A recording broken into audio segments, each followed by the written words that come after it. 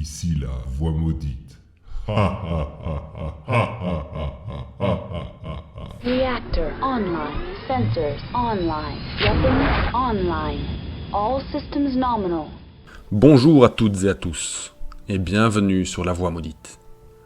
Nous nous retrouvons pour parler d'une des grandes maisons de la sphère intérieure, la maison Marik, qui règne sur la Ligue des Mondes Libres.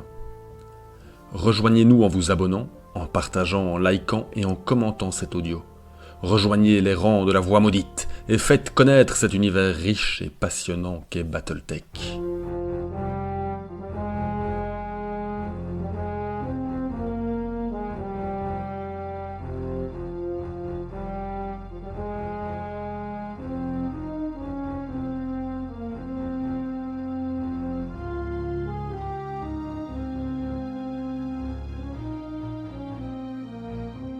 La maison Marik a gagné et conservé sa position de dirigeant de la Ligue des Mondes Libres en possédant un talent indispensable, le don de faire émerger l'ordre au départ du chaos.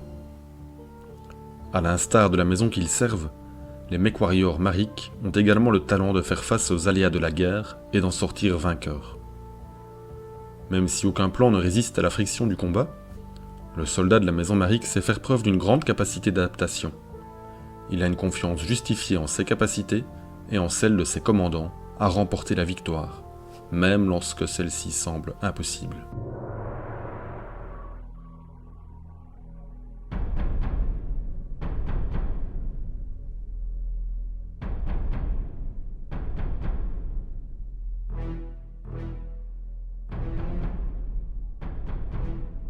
La Ligue des Mondes Libres est l'un des 5 États successeurs de la sphère intérieure. Fondé en 2271, c'est le plus ancien de ces royaumes, et contrairement aux autres, c'est techniquement une fédération de petits États, dirigés par un parlement démocratique plutôt qu'une nation unique sous l'égide d'une seule grande maison. En pratique, la Ligue a toujours été une dictature militaire, sous la direction des capitaines généraux de la maison Marik, bien que leur autorité ait été plus contestée que celle des autres seigneurs des maisons. Ces conflits internes et la force de la Ligue en tant que puissance commerciale et industrielle proviennent de la même source, la diversité même des provinces membres de la Ligue. L'anglais est bien la langue officielle, mais il y a une multitude de langues différentes en usage au sein de la Ligue, et aucune des cultures traditionnelles du XXIe siècle n'est réellement plus représentée que les autres. Depuis avant l'âge de la guerre, jusqu'aux époques de la Ligue des Étoiles et des guerres de succession, la Ligue des Mondes Libres a tenu bon face à ses ennemis extérieurs. Mais elle a souvent été divisée au point de connaître à plusieurs reprises la guerre civile. Le milieu du XXIe siècle semblait annoncer un nouvel âge d'or pour la Ligue, le capitaine général Thomas Marik ayant renforcé l'autorité fédérale et l'invasion des clans ayant permis à l'économie de la Ligue de s'épanouir grâce aux exportations d'armes. Mais, après avoir offert un refuge au World of Blake, après le schisme de Comstar, ceci a finalement mené le royaume à sa perte, car l'activité blackiste pendant le djihad a ravagé la Ligue et a finalement conduit à son éclatement en 3079. Pendant les 6 décennies suivantes, 3 des principaux micro-États de l'ancienne Ligue se sont battus et ont manœuvré les uns contre les autres, jusqu'à ce qu'un personnage haut en couleur, Jessica Marik, de l'État d'Orient, réussisse à réunir la majeure partie de l'ancienne Ligue, ceci en 3139. Au cours des 11 années suivantes, la Ligue des Mondes Libres renaissante a enduré une invasion des clans Wolf et a réussi à réabsorber une autre de ses anciennes provinces, bien que son unité et sa survie globale soient restées chancelantes à certains moments.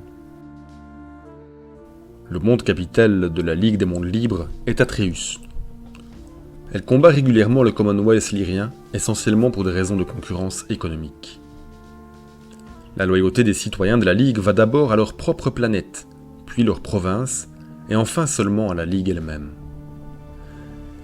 Il n'existe pas de réelle unité culturelle propre à l'ensemble des citoyens, mais plutôt une multitude de cultures qui cohabitent ensemble.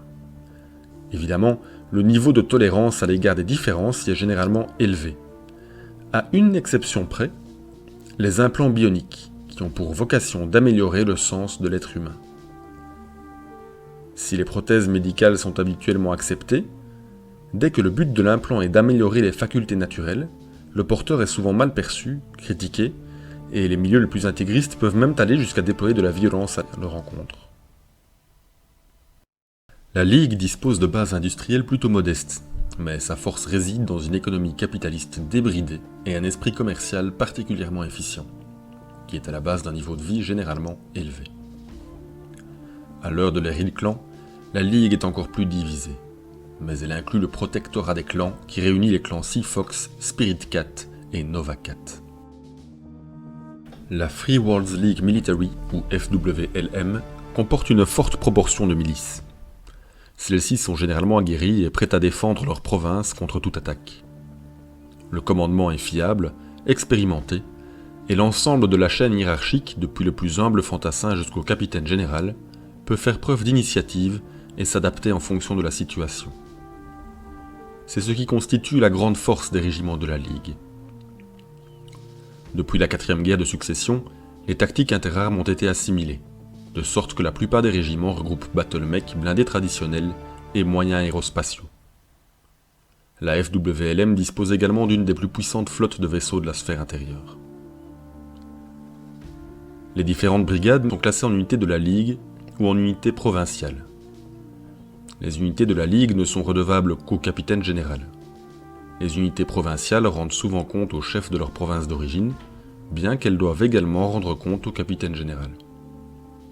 Malheureusement, il arrive que cette double dépendance entraîne des conflits de loyauté, et par le passé, plus d'une guerre civile ont déchiré la Ligue. Les battlemechs les plus courants dans les armées mariques reprennent l'archer, l'Awesome, le Hutchback, le Locust, l'Orion, le Stalker, le Thunderbolt, le Warhammer, le Longbow ou encore le Zeus. En général, ce sont des battlemechs au look plutôt massif, plutôt carré et adeptes du combat à longue portée. Les unités les plus connues de la Ligue reprennent notamment les régiments de la Maric Militia. Il s'agit de 16 régiments qui constituent l'une des unités militaires les plus grandes de la sphère intérieure. On compte également les fusiliers d'Orient, la Free World Guard qui constitue l'élite, les chevaliers de la sphère intérieure, une unité prestigieuse mais qui succomba durant les âges sombres, ou encore les Syrian Lancers. La couleur iconique de la maison marique est le mauve. La plupart des mecs affichent cette couleur, ainsi que parfois du blanc ou du vert. Il s'agit évidemment des livrées de parade, la plupart du temps au combat, les mecs sont camouflés. D'un point de vue ludique maintenant, comment jouer la maison marique, comment recruter sa force? Il me semble qu'il faut miser davantage sur la polyvalence et l'adaptabilité. Il n'y a pas vraiment de ligne directrice pour le choix des unités, hormis les battlemechs les plus courants. Néanmoins, quelque chose d'assez costaud, au look plutôt carré, me semble adapté. En termes de peinture, le mauve est une couleur assez originale, et il me semble sympa de pouvoir tenter un look néon synthwave avec des teintes comme le mauve, le violet, ou même le rose, pourquoi pas.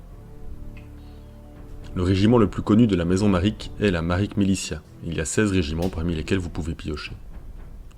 En termes d'esprit de jeu, vous favoriserez les tactiques interarmes, teintées d'un certain héroïsme individuel, avec des unités qui sont plutôt fiables dans leur ensemble.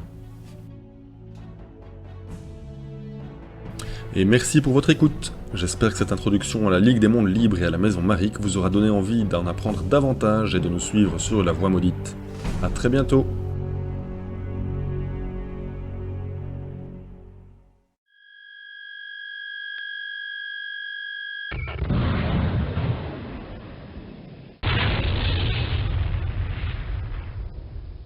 Communications offline.